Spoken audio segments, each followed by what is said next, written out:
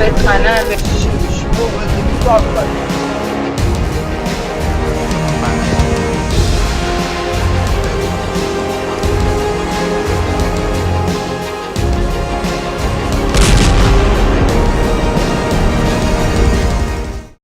नमस्कार, स्वागत है आप सभी का। आप देख रहे हैं न्यूज़ 18 का डिजिटल प्लेटफॉर्म। मैं हूं आपके साथ पूजा सचदेवा।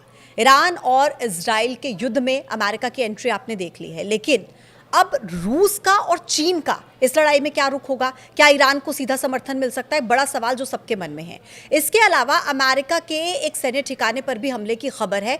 क्या है पूरी डिटेल, वो सब कुछ आपको हम आज इस पॉडकास्ट में बताने वाले हैं। मेरे साथ इस वक्त मेरे सहयोगी आनंद मौजूद हैं। आनंद, सबसे पहले खबर ये मिल रही है कि रशिया का समर्थन ईरान को सीधे मिल सकता है। ये हवा कहां से चली है, क्या ये पूरी जानकारी है? बिल्कुल, देखिए, दरअसल इजराइल को जिस तरीके से सीधा मदद अमेरिका पहुंचा रहा है, और ईरान भी चाहता है कि उनके जो सहयोगी देश हैं या फिर जो साथ खड़े हैं ईरान के, वो भी अब खुल करके आए, सामने से मदद पहुंचाए। तो इसको लेकर के आयतुल्ला अली खामनेई जो है ईरान के सुप्रीम लीडर, उन्होंने अपना खत भेजा है पुतिन को, और ये खत लेकर के जा रहे हैं विदेश मंत्री हैं ईरान के अब्बास अराक्ची, और वो जा कर के पुतिन से मुलाकात करेंगे और ये खत उनको सौंपेंगे। और ये खत में सीधे सीधे मदद की गुहार लगाई गई है आयतुल्ला अली खामनेई की तरफ से, और मदद कैसी है ये तो आने वाले समय में स्पष्ट होगा। लेकिन अब रूस इस पर क्या रुख अपनाता है, इस पर भी रूस के जो प्रवक्ता हैं उनका भी बयान आ चुका है, और रूस ने साफ कर दिया है कि अगर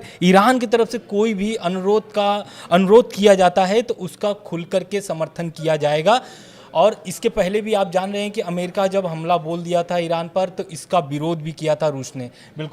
बिल्कुल ठीक आप कह रहे हैं कि रूस ने इसका विरोध किया था, लेकिन इसकी संभावना कितनी नजर आती है? क्योंकि ईरान ने अब सामने चलकर खुद से समर्थन की अपील की है, तो संभावना क्या लगती है? रूस और मैं यहाँ पर चाइना का भी जिक्र करूंगी, क्या सीधे तौर पर सामने आकर सैन्य तरीके से वो मदद पहुंचा सकते हैं? बिल्कुल, देखिए, पहुंचा सकते हैं, और बहुत सारे ऐसे डील भी हो चुके हैं ईरान और रूस के बीच में, जिसमें वो सैन्य हथियारों संबंधित बहुत सारी चीज़ें हैं जो आदान प्रदान होते हैं। यहाँ तक कि बात अगर रह गई अभी के समय में क्या रूस खुल करके समर्थन करता है, तो अभी अब्बास अराक्ची पहुंचे हुए हैं खत लेकर के। अब वो खत का जवाब भी शायद वो ले करके ही वापस ईरान पहुंचने वाले हैं, क्योंकि जंग अभी भी शुरू है, स्टार्ट है, खत्म नहीं हुआ है। इजराइल लगातार हमला बोल रहा है।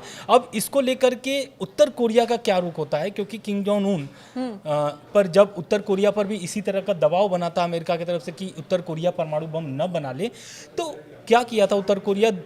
IAEA से अलग हो गया था, अंतर्राष्ट्रीय परमाणु ऊर्जा एजेंसी जो है। तो मतलब ईरान भी खुद को अलग कर सकता है? बिल्कुल, ऐसा एक्सपर्ट का कहना है कि अगर ईरान को परमाणु शक्ति बनना है तो IAEA से अलग होना पड़ेगा, यानी एक तरीके से अमेरिका से सीधे सीधे दुश्मनी लेनी पड़ेगी। और अगर एक्सपर्ट की माने तो ईरान अगर IAEA से अलग होता है तो उनको परमाणु बम बनाने में जरा से भी लेट नहीं लगेगी, क्योंकि यूरेनियम उनके पास 90% है और वो जमा करके रखे हुए हैं। अभी ऐसी खबर भी आ रही थी कि अमेरिका फॉर्दो पर जो हमला किया था, न्यूक्लियर प्लांट पर हमला किया था, वहां पर यूरेनियम नहीं पाया गया है, ऐसी खबरें हैं। ठीक है, ये बहुत बड़ा अपडेट आनंद आप दे रहे हैं। लेकिन अभी कुछ ऐसी भी खबर आ रही है कि सीरिया के एक प्रांत में अमेरिका के एक मिलिट्री बेस को निशाना बना। हालांकि ईरान ने वो हमला किया या नहीं किया ये क्लियर नहीं है, लेकिन जैसे अभी कुछ दिन पहले शनिवार को अमेरिका ने हमला किया, तो संभावना यही जाहिर होती है कि ईरान ने किया। बिल्कुल, आप सही कह रही हैं।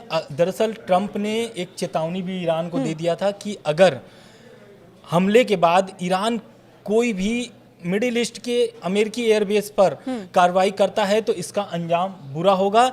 लेकिन अब खबरें आनी शुरू हो गई हैं, 24 घंटे ही बीते हुए हैं उसके बाद से अब ईरान पर ही आरोप लगाया जा रहा है, क्योंकि सीरिया में जो एयरबेस है, अमेरिकी एयरबेस है, उस पर हमले हुए हैं जिसमें बहुत सारे सैनिक घायल हुए हैं। लेकिन अब खबर स्पष्ट अभी तक नहीं हो पाया है कि ईरान ने ही वो हमला किया है। बिल्कुल, लेकिन आनंद, ये युद्ध किस तरफ जाता हुआ नजर आता है? क्योंकि अमेरिका ने जब ईरान पर सीधे तौर पर हमला किया तो हमने देखा बहुत सारे देशों ने इसका विरोध भी किया है।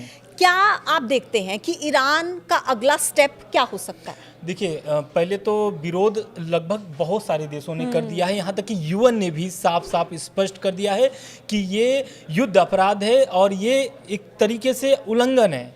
UN का एक तरीके से अमेरिका ने उल्लंघन कर दिया, जबकि अमेरिका खुद संयुक्त राष्ट्र सुरक्षा परिषद का खुद वो स्थायी सदस्य है, जी। इसके बावजूद इस तरीके का कदम उठा रहा है। और जहां तक रह गई बात ट्रंप की, जो ट्रंप ने फैसला लिया है कि ईरान पर हमला हो और ईरान पर इस तरीके की कार्रवाई हो, जबकि ट्रंप को अगर आप देखेंगे अमेरिकी चुनाव के पहले, तो ट्रंप भी यह बात बोलते थे कि जो बाइडेन के समय में बहुत सारे देशों में युद्ध शुरू हो गया है, लेकिन हमारे आते ही युद्ध को खत्म कर दिया जाएगा, हम युद्ध के पक्ष में नहीं हैं। इसके बावजूद लेकिन आज के ट्रंप और बीते जो दिन थे उसमें अगर आप देखेंगे तो बहुत फर्क है, क्योंकि ट्रंप अपने बयान से खुद ही कभी कभी पलट जाते हैं।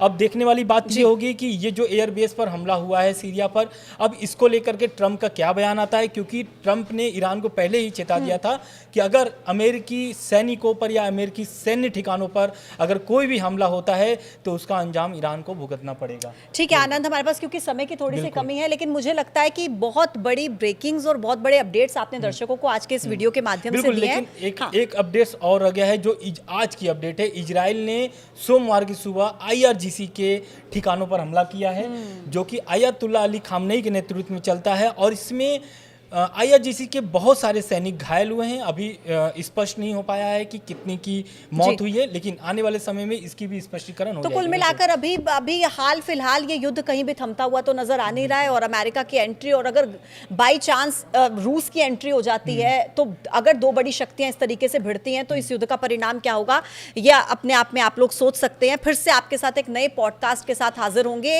आप क्या सोचते हैं ईरान और इजराइल के बीच चल रहे इस वॉर के बारे में कमेंट बॉक्स में हमें जरूर बताइए। आज के इस वीडियो में इतना ही। देखते रहिए न्यूज़ 18। नमस्कार। नमस्कार।